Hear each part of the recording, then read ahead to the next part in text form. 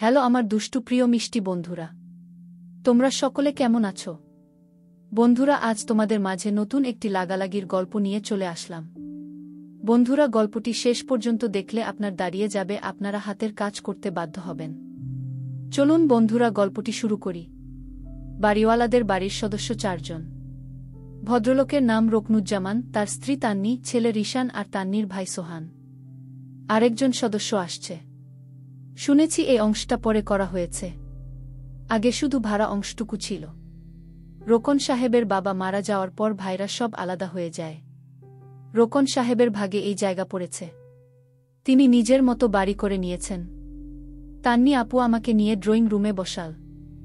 ভর্তাগুলো রেখে এসেছে রান্নাঘরে, আমার হাত ধরে বলল, জানো আমার কি পরিমাণে ইচ্ছে করে ভর্তা খেতে, কিন্তু নিজে করে নিতে পারি না। বেশিরভাগ সময় থাকি অসুস্থ। এবারের প্রেগন্যান্সি এত যন্ত্রণা দিচ্ছে, কি বলবো তোমায় যে কি বলে ধন্যবাদ দেই। কি নাম তোমার? একবার দেখা হলো, কথাও হয়নি। শিফাউ। ভারী সুন্দর নাম তো। আমি একটু হাসলাম। তান্নি আপা বলল, দাঁড়াও আসছি গু। 2 মিনিট পর ফিরল পিরিচে 2টো মিষ্টি নিয়ে। মিষ্টি আমার কি যে প্রিয়, কতদিন খাই না হিসেব নেই। এমনিতে তো মিষ্টি কেনা হয়ে ওঠে না। আগে বাড়িতে মেহমান এলে মিষ্টি আনতো, খাওয়া হতো। বাবা মারা যাওয়ার পর কেন যেন মেহমানদের আনা মিষ্টিও নিজে থেকে খেতে সংকোচ হতো। কেউ বলতও না। খাওয়ার প্রচণ্ড ইচ্ছে নিয়েও ভদ্রতা করে বললাম, এগুলো আনতে গেলেন কেন? আমি এখুনি গিয়ে ভাত খাবো। তো কি হয়েছে, 2টো তো মাত্র, খাও। আমি পিরিচ হাতে নিলাম। এদিক ওদিক তাকিয়ে কাকের বাসাকে খুঁজে পেলাম না, নেই নাকি। একবার এসে দেখতে তো পারে কে এসেছে। অবশ্য আমি বেল বাজাইনি। সে কেমন করে জানবে কেউ এসেছে? মিষ্টি শেষ করে আরেকটু তান্নি আপুর গল্প শুনলাম। আমি নিজে কথা বলতে পারি না খুব একটা, তবে শ্রোতা হিসেবে মনোযোগী। আপু বলল, মাঝে মাঝে এসো শিফা, তোমাকে খুব পছন্দ হয়েছে আমার। এবাড়ির কারো সাথে তেমন খাতির নেই, কেউ এদিকে আসে না, বড় একটা তুমি এসো সময় পেলে গি। আমি উঠলাম। বের হয়ে যেতে যেতে মনটা খারাপ লাগতে শুরু করল। একটাবার দেখা হতে পারত। হুট করে কথাটা মনে পড়তে বললাম, আচ্ছা আপু, আপনার গল্পের বই আছে? পড়তে ভালোবাসি, কিন্তু বই নেই আমার গু।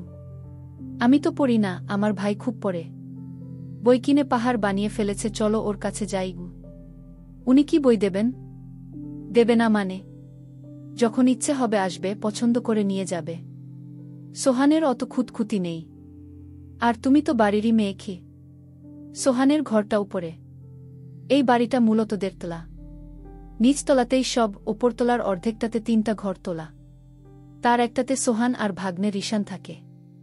আমরা গিয়ে দেখি সোহান টেবিলে বসে পড়ছে, আর রিশান তার কাঁধে বসে চুলগুলো 2 হাতে খামচে ধরে রেখেছে। সোহানের তাতে কোনোই অসুবিধা হচ্ছে না। আমাকে দেখে সে একেবারে বেকুব হয়ে গেল, হা করে তাকিয়ে রইল।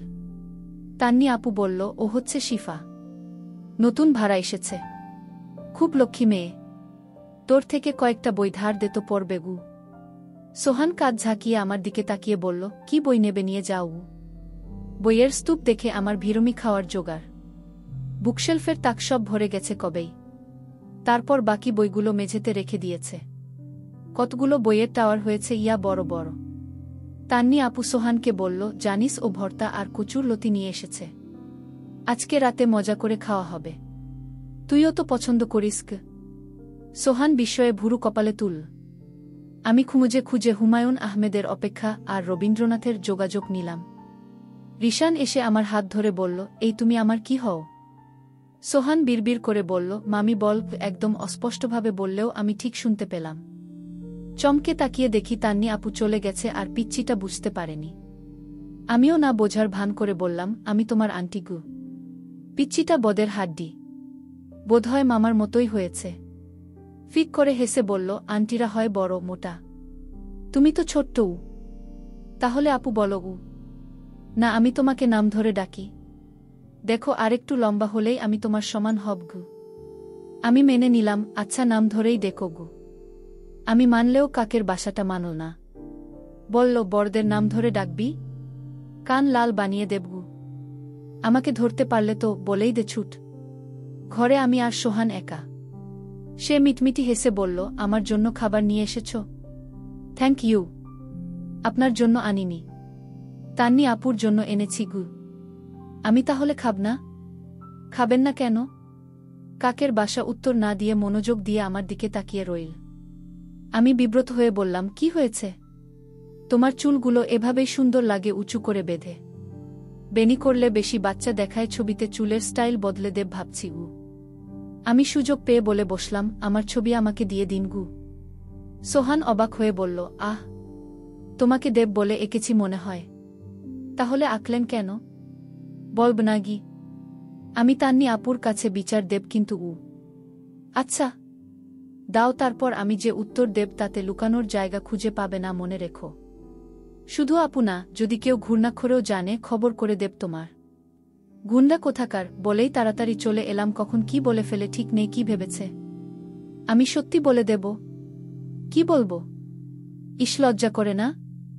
তান্নি আপুকে বলে চলে এলাম, মনটা কেমন খুশি খুশি লাগছে। এমন কখনো হয়নি। জানতামই না কোনো মানুষের সাথে একটু কথা বললেও এত ভালো লাগতে পারে। আমার বান্ধবীরা অনেকেই প্রেম করত, আমার সেরকম অভিজ্ঞতা নেই। রাস্তার মোড়ে যে ছেলেরা ফুল প্রেমপত্র দিত, দাঁড়িয়ে থাকত, তাদের জন্য বিরক্তি ছাড়া কিছু আসেনি কখনো। সত্যি বলতে আমি কোনোদিন প্রেমেই পড়িনি। প্রেম বলতে রাত জেগে লুকিয়ে ফোনে কথা বলা আর একসাথে ফুচকা খাওয়াকেই বুঝতাম। ভাবতে ভাবতেই সন্দেহ হলো, আমি কি প্রেমে পড়েছি নাকি অন্য কিছু। কাউকে বলা গেলে বেশ হতো, কিন্তু এখানে কোনো বন্ধু নেই আমার, ভালো করে কথা বলার মতোই কেউ নেই। ধুর।